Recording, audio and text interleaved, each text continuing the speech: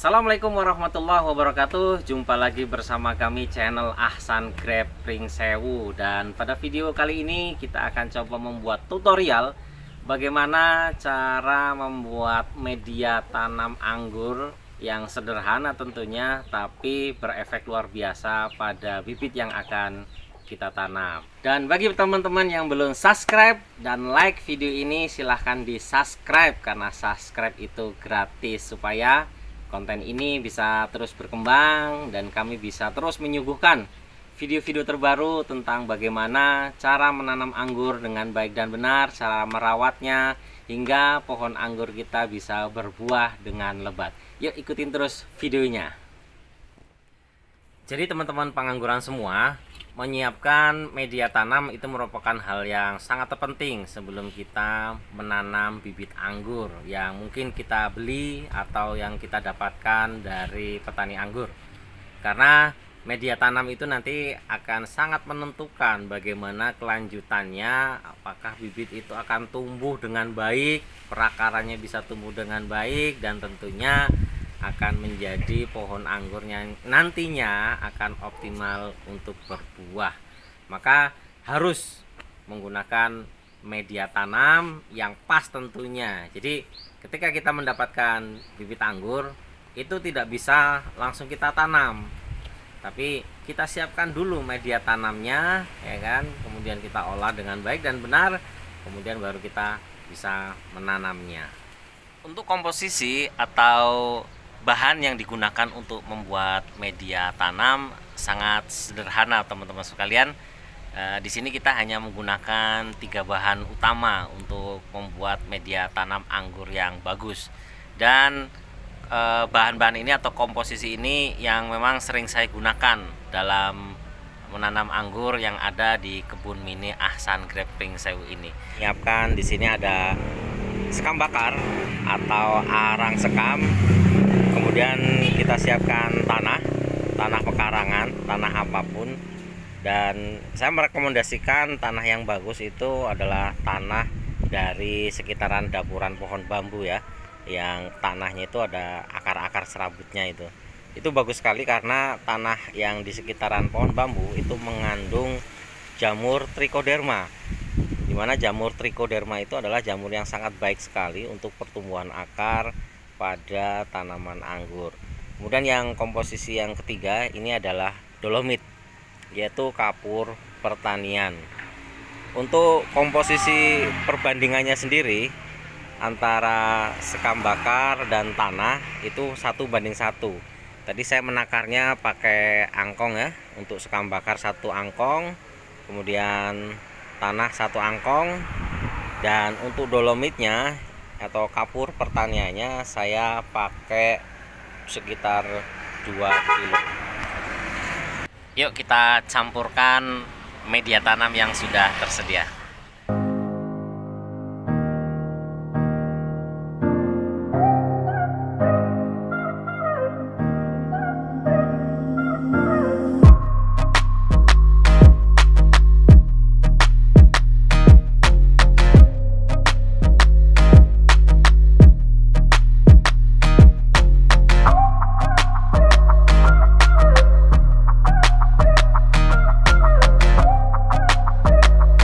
Seperti ini teman-teman hasilnya setelah kita campurkan ketiga bahan media tadi.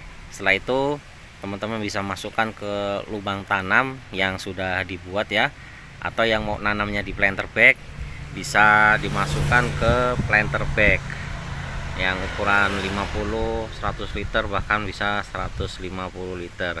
Dan sebagai catatan, setelah media tanam ini dimasukkan ke lubang tanam atau ke planter bag, itu harus didiamkan dulu minimal 2 minggu, bagusnya 3 atau 4 minggu atau 1 bulan didiamkan. Supaya apa?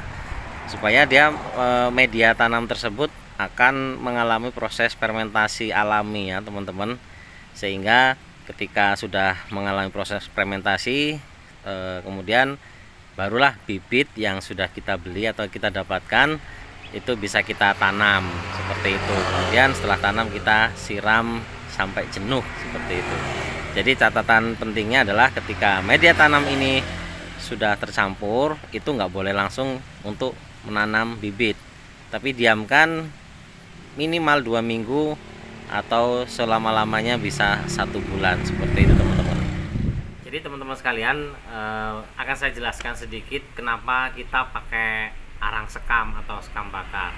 Fungsi dari arang sekam atau sekam bakar tadi itu adalah supaya nanti media tanam yang sudah tercampur itu tidak gampang padat ya, artinya tanahnya itu akan terus istilahnya gembur ya, tidak gampang untuk padat. Kemudian sekam bakar itu juga mengandung karbon, di mana karbon itu baik untuk meningkatkan pH tanah, sehingga konstur tanah sangat baik sekali untuk tanaman seperti itu. Kemudian kita pakai kapur dolomit. Nah, ini kapur dolomit juga sangat bagus sekali, kapur atau kapur pertanian.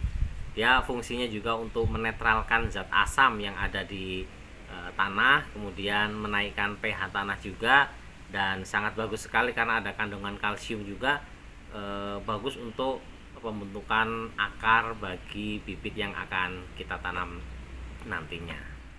Dan mungkin beberapa teman-teman bertanya, Mas, kenapa tidak memakai pupuk kandang?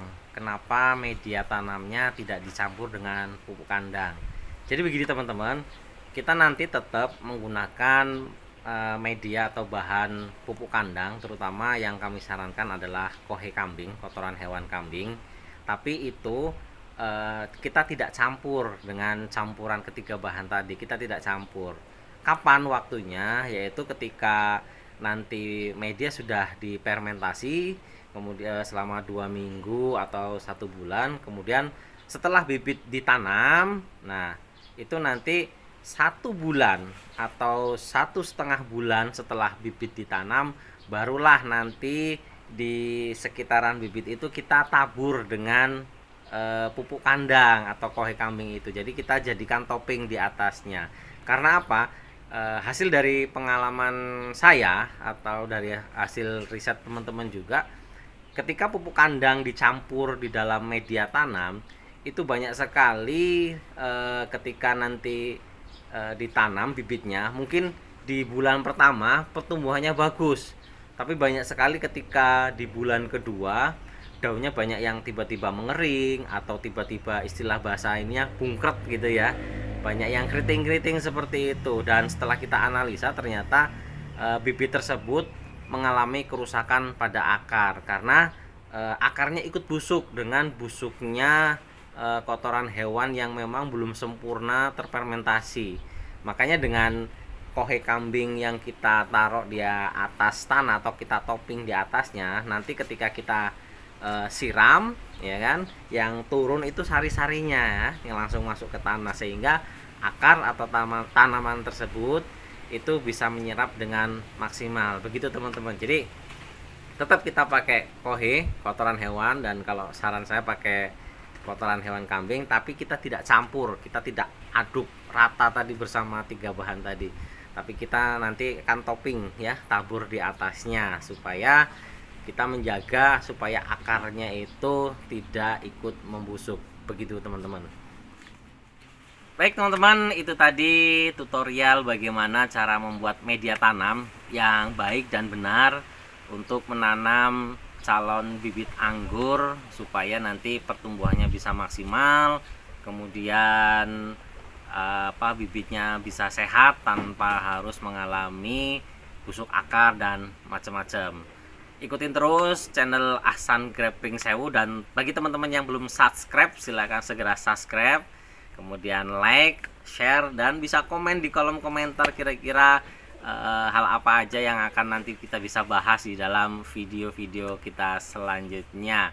Dan insya Allah nanti terus kita akan upload video-video terbaru tentang bagaimana cara merawat anggur dengan baik dan benar.